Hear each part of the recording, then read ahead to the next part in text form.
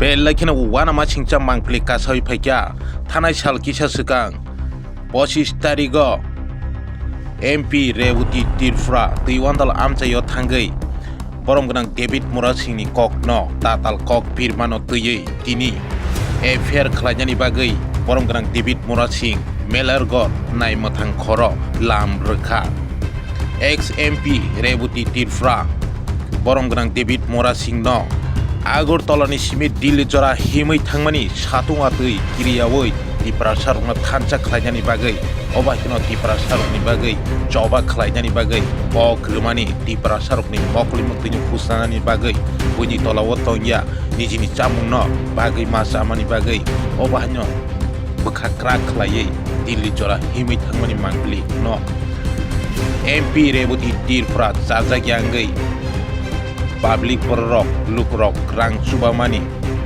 हामजागै बरम गोनां डेभिड मुरा सिं न अ रां न दाबुखे राबार बागान पाइकिया गारि पाइकिया हनै ताताल कक बिरि तमनि रेवती तिरफ्रा आबनि जवाब दिनिखे मारनाय हनै दिनि एफेयार खालायजाका मेलारगड़ नायमथां खर एमपि रेवती तिरफ्रानि मुंगै दाम कक साका खनायनाय दै बरम गोनां डेभिड मुरा सिं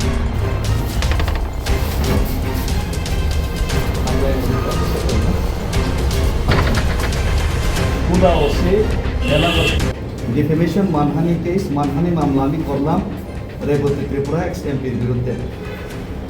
sir, Shri Rebati Tripura ex MP spread lies against me while giving a speech at Tuiwandal public gathering on the date of 25th January 2026 Rebati Tripura মহোদয় প্রাক্তন এমপি উনি মিথ্যা প্রচার করেছেন তুইওয়ান্দালের একটি জনসভাতে গত 25 তারিখ জানুয়ারি 2026 তিনি ওই বক্তৃতায় বলেছেন he said that I after moving from Delhi food march movement I bought a new car bought a rubber garden and travel abroad which was a life.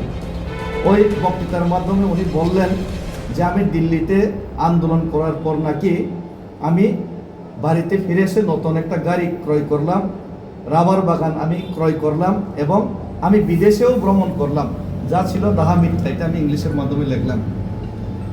তো আমার কোনো নতুন গাড়িও নাই, যেটা আমি জানি, কিনিও নাই, এবং আমার রাবার বাগান আমি কিনি নাই। আমার 14 গোষ্ঠী এই জীবনে আমি রাবার বাগান কিনছি না। তারপরে উনি এটা কইলেন। তারপরে উনি কইলেন আমি বিদেশে ভ্রমণ করছি, বক্তৃতার মধ্যে আমার নাম লয়ে বারবার কইলেন। তো ওই বিদেশে তো আমি যাবো কিভাবে? আমার পাসপোর্টই এখন পর্যন্ত নাই, পাসপোর্টও নেই, অথচ উনি কইলেন আমি বিদেশে গেছি। তো আমি এই মিথ্যা বক্তব্যের বিরুদ্ধে একজন মাননীয় প্রাক্তন সংসদ হয়ে উনি এত মিথ্যা কথা বললেন, এর বিরুদ্ধে আমি মানহানি মামলা করলাম। His false statement was widely spread on social media TV which damage my reputation. ওনার এই যে মিথ্যা বক্তব্য, মিথ্যা ভাষণ, এটা সোশ্যাল মিডিয়া মাধ্যম এবং টিভির মাধ্যমে অনেক প্রচার হয়ে গেল, যা আমার দৈনন্দিন জীবন, আমার ব্যক্তিগত রেপুটেশনে অনেক এটা মানহানি ক্ষতি করছে। তো so I went to the law system for a fair trial. তো আমি এই জন্যই আপনাদের আইনের দ্বারস্থ হলাম, আইনের সিস্টেমের মাধ্যমে দ্বারস্থ হলাম, and was forced to claim compensation if he unable to prove his false statement. তাই আমি ওনার এই যে মিথ্যা প্রচার এবং মিথ্যা বক্তব্য উনি যদি প্রমাণ করতে না পারে, তাহলে উনি কি প্রমাণ করুক। উনি প্রমাণ করতে না পারলে ওনার বিরুদ্ধে আমি এফআইআর এর মাধ্যমে, আইনের মাধ্যমে কম্পেনসেশন এবং মানহানি মামলার আমি ন্যায্য বিচার চেয়ে আপনাদের কাছে আসলাম। আমি David Mura Singh, your faithfully Shri David Mura Singh. আমার ফোন নাম্বার, ডেট দেওয়া হইল, এটা হলো আমার ডেফিমেশন কেসের এফআইআর কপি। সুতরাং এর জন্য আমি আজকে আসলাম।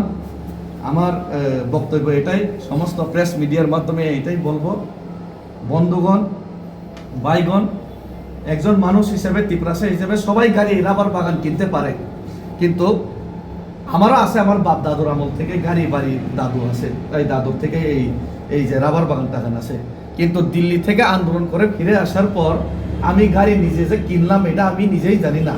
আমি যেটুকু জানি, আমি, আমার বউ, আমার বাবা, আমার মা, আমার 14 গোষ্ঠীতেও এই 6-7 মাসে কেউ গাড়ি কিনে নাই।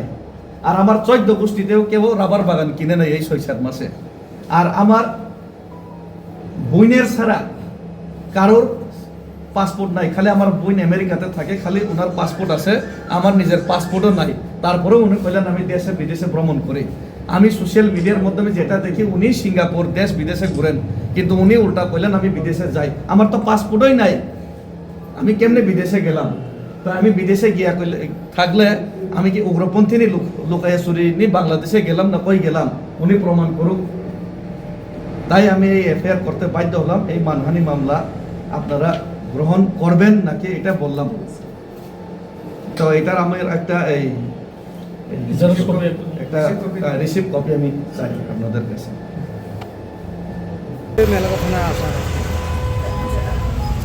কি আর বলবো, জুমলা মিথ্যা আর মিথ্যা। যেটা সোশ্যাল মিডিয়ার মধ্যে আজকে দেখলাম, ঘুমের থেকে উঠলেই মিথ্যা আর মিথ্যা, রাজ্যের মধ্যে দেশের মধ্যে মিথ্যা মামলা, মিথ্যা কথা, মিথ্যা প্রচার। আজকে দেখলাম মাননীয় মুখ্যমন্ত্রী বলছেন সোশ্যাল মিডিয়ার মাধ্যমে, আমি দেখলাম মিথ্যা ঠকানো এর নাকি উনি প্রিন্সিপাল ইউনিভার্সিটি খুলবেন। ওইটার মধ্যে দেখলাম কেউ মিস কল দিলে চাকরি, কেউ 10,323 को नौकरी मिलेगा घुमा घुमा के চালানা, কেউ এই বলছে, কেউ বলছে 50,000 চাকরি। তো এই করতে করতে কিছুদিন আগে আমি ত্রিপুরার মধ্যে যে অন্যায় হচ্ছে সংখ্যালঘুদের বিরুদ্ধে ত্রিপুরা একট বাস্তবায়ন হচ্ছে না, এর বিরুদ্ধে আমি দিল্লিতে পেদল যাত্রা করলাম। এর সমস্যার সমাধান তো কেউ করেইনি ত্রিপুরাসাদের, বরঞ্চ আমার ঘরে নোটিশ এসে পড়েছে, একটা ফলস নোটিশ। পরে দিয়ে জানতে পারলাম ফলস নোটিশের কোনো উত্তরই নাই এসডিএম সাহেবের কাছে। এখন আমি মামলা করবো আবার ওনাদের বিরুদ্ধে। মিথ্যা হলে তো আমি ছাড়তাম না। কয়েকদিন পরে দেখলাম ঠিক আছে, এখানে বস্ত্র বিতরণ করে সেরা ত্রিপুরাসাদ জনগণদের একটা ভুলভাল বোঝানোর একটা জনসভা হবে। বস্ত্র বিতরণ বলবো না, জনসভা। তো এখানে দেখতে পেলাম বস্ত্র বিতরণ করিয়ে ওইখানে ত্রিপুরাসা একট দেওয়া হবে না বললেন মাননীয় মুখ্যমন্ত্রী। ত্রিপুরাসাদের বিরুদ্ধে আমি আছি উনি বক্তৃতাতে বললেন। ভালো কথা, ত্রিপুরাসাদের নিজে ইংলিশে লিখবেন, নিজে ইংলিশে পড়াশোনা করবেন, সব ঠিক আছে, কিন্তু ত্রিপুরাসারা ওই ইংলিশ অক্ষর দিয়ে ইংলিশ মিডিয়ামে পড়লেও ইংলিশ অক্ষর দিয়ে পরীক্ষা দিতে পারবেন না, এটা উনি বললেন। কিছুদিন পরে মাধ্যমিক 12 হবে, দেখবেন ত্রিপুরাসাদের অবস্থা। এরই মধ্যে ঠিক আছে, সব কিছু ঠিক আছে, এরই মধ্যে রেবতী বাবু অতি উৎসাহে আমাকে গালিগালাজ করতে গিয়ে ওনারা বিভিন্ন অঙ্গভঙ্গি করে প্রায় আমাকে গালিগালাজ করেন, কিন্তু আমি প্রায় 2-3 মাস সহ্য করলাম। কিন্তু এখন সহ্য সীমারেখার বাইরে চলে গেল, লক্ষ্মণ রেখা পার হয়ে গেল। উনি বললেন আমি নাকি দিল্লিতে আন্দোলন করে এসে জনগণের টাকা দিয়ে আমি বাড়িতে এসে একটা নতুন গাড়ি ক্রয় করলাম। কিন্তু আমি জানি এই দিল্লি থেকে আমি আসার পর এই গত 6 মাসে আমি না, আমার মা না, আমার বাবা না, আমার ওয়াইফ না, আমার 14 গোষ্ঠীতেও কেউ নতুন গাড়ি কিনছে না। কিন্তু তাই না কইলেন আমি নতুন গাড়ি কিনছি। তো এটা কোনান থেকে সোর্স পাইলেন, কোনান থেকে উনি এই বক্তব্যটা দিলেন? এটা তো একজন মাননীয় এমপি, প্রাক্তন এমপি হইয়া, এত বড় নেতা হয়ে উনি এটা প্রমাণ করুক। প্রমাণ না করলে আর সারাসারি নাই। আমি তো ওনার বাড়িতে যাবো কিছুদিন পরে। আবার উনি আরও কইলেন আমি নাকি রাবার বাগান কিনছি। রাবার বাগানও আমার 14 গোষ্ঠীতেও কিনছে না এই 6 মাসে।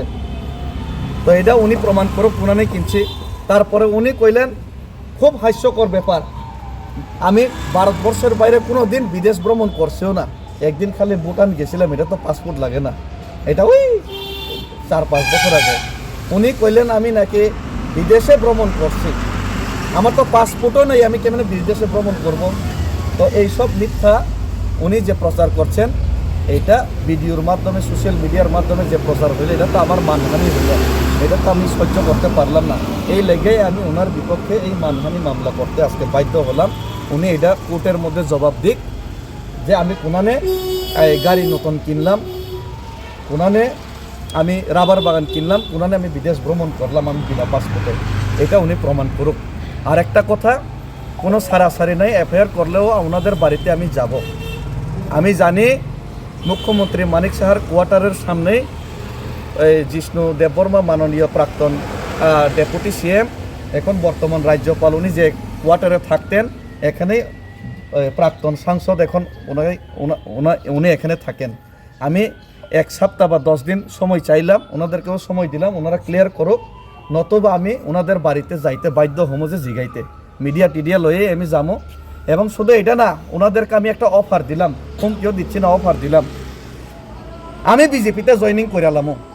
উনি যদি প্রমাণ করতে পারেন আমি নতুন গাড়ি কিনছি, দিল্লির থেকে আয়া রাবার বাগান কিনছি, আমি বিদেশে ভ্রমণ করছি, তাহলে আমি বিজেপিতে জয়েনিং করুম, সবাইরে লই আমি কম, সবাই বিজেপিতে চলো।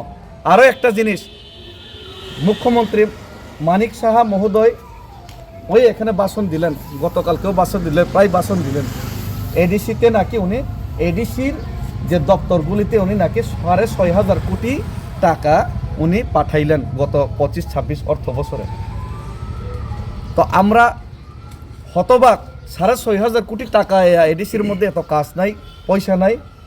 পরে দিয়ে আমি এডিসির মাননীয় কার্যনির্বাহী সদস্য CM পূর্ণচন্দ্র জমাতিয়াকে আজকেও কল করলাম, ওই কত টাকা রিসিভ হয়েছে জিগাইলাম। উনি কইলেন মাত্র 670 কোটি টাকা না কত রিসিভ হইল এই বছরে। তো কাগজ দিতে পারবেন নি জিগাইলাম, উনি কইলেন কাগজ দিয়ে দিব কত টাকা রিসিভ হয়েছে। তো উনি তো রেডি আছে, 650 কোটি টাকা যেটা এডিসিতে রিসিভ হয়েছে ওই কাগজ কালকে দিয়ে দিব, ওই কাগজটা আমি নিমু। তো মানিক সাহা মাননীয় মুখ্যমন্ত্রী মহোদয় 6,500 কোটি টাকা যদি এডিসিকে দিয়া থাকে, উনিও কাগজ দিক। কয়েকদিন আগে বিধানসভাতে মাননীয় বিধায়ক রঞ্জিত দেববর্মা প্রশ্ন তোলার চেষ্টা করলেন, কিন্তু উত্তর দিতে পারলেন না, প্রশ্নও অ্যাকসেপ্ট করা হলো না। গভর্নর হাউসে গেলেন, 6,500 কোটি টাকার হদিস নাই। মিস কলের যেমন হদিস নাই, গোমূত্র পান করার পরে যেমন আর কিছু হদিস নাই, ঠিক সেইভাবে মিস কল দেওয়ার পর এই সালানা घुमा के चालाना बीजेपी में वोट नहीं देना ऐसा बोलने के बाद ওই 6,500 কোটি টাকার এখন হদিস নাই। তা আমি তো চাই বিজেপিতে আমরা করতাম, আমি বিজেপিতে যোগদান করুম মুখ্যমন্ত্রীজি, আমি উৎসাহিত আছি। 6,500 কোটি টাকা যদি আপনারা দিয়া থাকেন, আমি যদি গাড়ি কিনিয়া থাকি, আমি আপনারা যদি আসতে লজ্জাবোধ পান আমার বাড়িতে, আমার ইশারায় যদি আসতে লজ্জাবোধ পান, আমি যাবো আপনার বাড়িতে কোয়ার্টারের সামনে। আপনারা যদি অ্যাপয়েন্টমেন্ট না দেন, আপনার বাড়ির সামনে কোয়ার্টারের সামনে দরকার লইলে আমি চা খাইছেরা একদিন দাঁড়াবো, আপনারা এসেরা আমার কাগজটা দেখান, আমরা বিজেপিতে জয়েনিং করে নেবো। আমরা সবাই বিজেপিতে জয়েনিং করতে ইচ্ছুক, কিন্তু 6,500 কোটি টাকার ওই কাগজটা দেখান, আমি কোনানে গাড়ি কিনলাম এটা দেখান, তাইলে আমরা বিজেপি জয়েনিং করে নেবো। অফার দিলাম ওনারা, এটাই। আমরা সবাই রেডি আছি, সবাই রেডি আছে, আমরা বিজেপি সবাই রেডি, দাদা আমরা রেডি।